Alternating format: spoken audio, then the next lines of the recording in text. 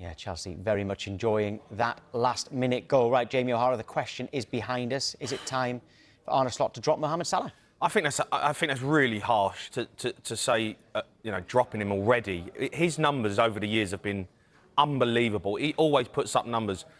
He hasn't started great, that's a given, and, you want to see more from him. But to talk about dropping one of Liverpool's greatest ever players, I think it's incredibly harsh. There's been 7 games. He hasn't performed to the level that you expect him, but he's got so much credit in the bank. He makes things happen. There's a lot of other things, I think, at Liverpool where they haven't got Trent.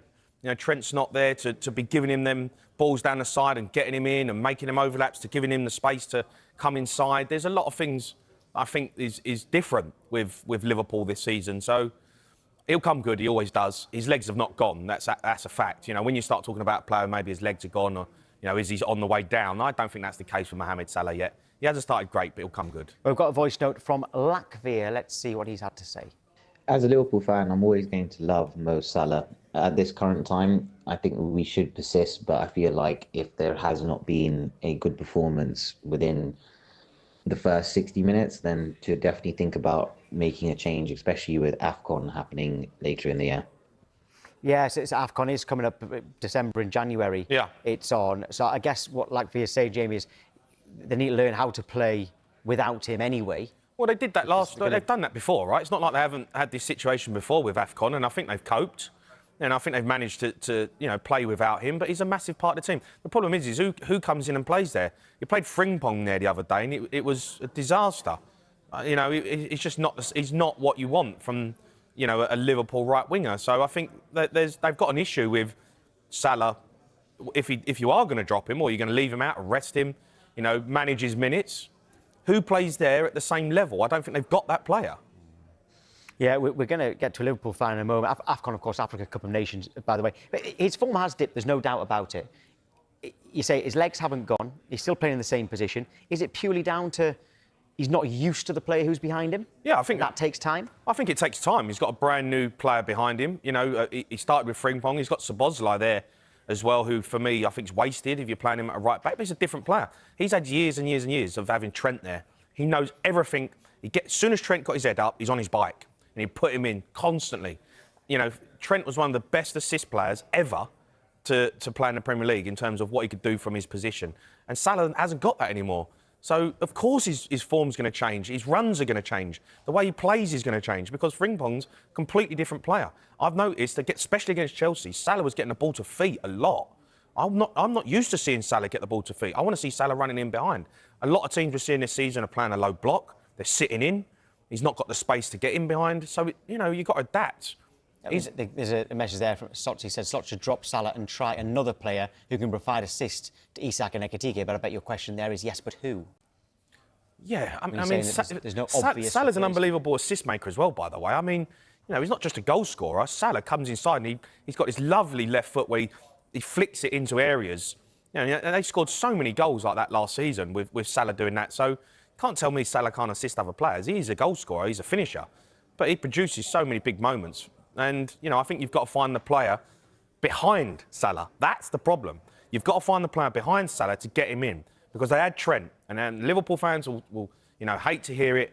But without Trent, they're a different team. Because he set up players. He was like their David Beckham. He would put balls in areas which were just unbelievable. But they haven't got that player anymore. And he was a right back. So now you've got to find the player who can put his strikers in, put his players in, from that position. I don't think they've got it. So you've got to adapt the way you play. You're hoping Florian Wirtz becomes that player for them, who makes things happen and he's the assist maker. But he hasn't done the job yet. Do you think Salah should be dropped? No, I don't, because the players around him aren't playing well enough either. At the end of the day, it's not like Mo is just having a terrible game after terrible game and everyone else around him's doing really well and we've got someone sat on the bench ready. Chiesa's not good enough to come in and play instead of Mo Salah. At the end of the day, Mo Salah is the only Premier League winner, Champions League winner that we've got as a forward there at the club right now. That is good enough. But Abigail, we have talked a lot. You've talked a lot. We all have about how much depth Liverpool have after the summer transfer window that they've just had. So, although, yes, everybody has said you're one short at centre-back, no one said you were short in the forward areas. So if a player isn't performing, how can anybody say there's no one to come in for Mo Salah? No, and I think you're right, to be honest. I think you are right on that. But, you know, Isak come on and he gets like what, 4 touches and 2 passes and stuff like that against Galatasaray. There's so many bad performances there. The only one that's actually performing well is probably Ekitike. And then I think if you have Isak and Ekitike, it's detrimental to each other, to be honest. I think because one of them's always going to they want to be in the same place, basically. Cody Gakpo on the other side's not playing that well either. I think we're really missing Luis Diaz. I think that's a massive thing. Obviously, you can make an argument for Mo to say, listen, he's missing Trent Alexander-Arnold behind him. And he is. We're all missing Trent Alexander-Arnold, and I hate to admit that. But he's a once-in-a-lifetime player that we had at that club that was so creative. And Salah did dip at times last season when Trent was being injured. There's a message from Ryan that says Salah isn't undroppable because of what he's done in the past. Let's not forget he ended last season very poorly as well. Did he end last season poorly as well? Yeah, he did. He tends to start the seasons firing, and then towards the end of the season, he tends to drop off a little bit, to be honest. He's done that through the whole time that we've had him, to be honest. He doesn't end the season on a positive note.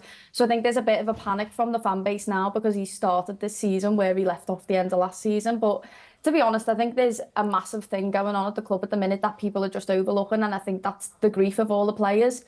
I think, like I've said it on social media quite a few times, and I've been knocked back and told, listen, like these players should be still performing at a high level, and I don't believe that. They're going human. to work. They are They're human, going to definitely. work every single day, and they're seeing where Jota used to be, and it's empty. They're going before the game, and you know his space in the changing rooms is empty. And at the end of the day as well, we're all singing on the 20th minute when they're on the pitch, and that reminds them of him. And you know, if we stop doing that, they're still going to be thinking on the 20th minute, why are they not? So at the end of the day, we saw Mo Salah crying on the pitch at the end of the Bournemouth game, I think it was. These people are grieving and they're human, and I think it is like society's lacking empathy right now for these players to understand why they're performing badly. And listen, I'm not saying that's completely the reason why Mo's not performing well. I'm not saying that's what it is. I think there's too many new players around him. I think it's going to take a while for him to adapt. But at the end of the day, he's not going to perform any better with these new players in a new formation, all that sort of stuff, trying out new things with Arne Slot from the bench. He's tried and proven, you know, at the end of the day, you've got to play him. He's got to work in this. Abby, what have you made of Konate this season? Because I'm watching him. I love Konate. I think he's been brilliant with Van Dijk. This season, it's been a strange start to the season for him. He's all over the place. Yeah, it's been absolutely shocking from what we've seen. He's making Van Dijk sweat, and I haven't seen Van Dijk have to sweat for his whole time at Liverpool Football Club. It's not good enough. It's rash decisions. It's not good enough, and it just makes me more frustrated that the club didn't go and try and get Mark Gahey earlier on in the window. I don't know why we didn't. I mean, I don't know if those discussions were already happening earlier on in the window, and it's just took to the last day for us to try and do it. And you know, we got everything we had to put through, and obviously Palace didn't want to give him up in the end. But it's just really frustrating, and it's just making me think in that January window, you've got to go and do it, especially with the young lad Leone getting injured. You can't. I don't think we can bring Joe Gomez in now because he's so injury prone as well. It only takes, honestly, he's so injury prone, and it's just not worth taking the risk on him to just bring him in. Is there an argument to say that? Is there an argument to say that you didn't need Isak, you needed Mark Gahey more? Yeah, no, I think that's spot on. I said that on social media. I said I think the most important one to get over the line today, this was the last day of the transfer window, was Mark Gahey, because we were struggling, and now look, it's proven to be right. And I'm not saying I've lost all faith in Konate, but we've seen this last season with Trent Alexander-Arnold. His form dipped. The moment your head's turned by another club, you're in the last season of your contract. You can just see that in him, and I don't know if that's just because you lose your fight, you know, in this sort of game because he's looking towards what he's got next, what he's got to look forward to at Real Madrid. Yeah, well, your next game after this international break, of course, it is Manchester United at home. Something to look forward to. Abigail, thank you.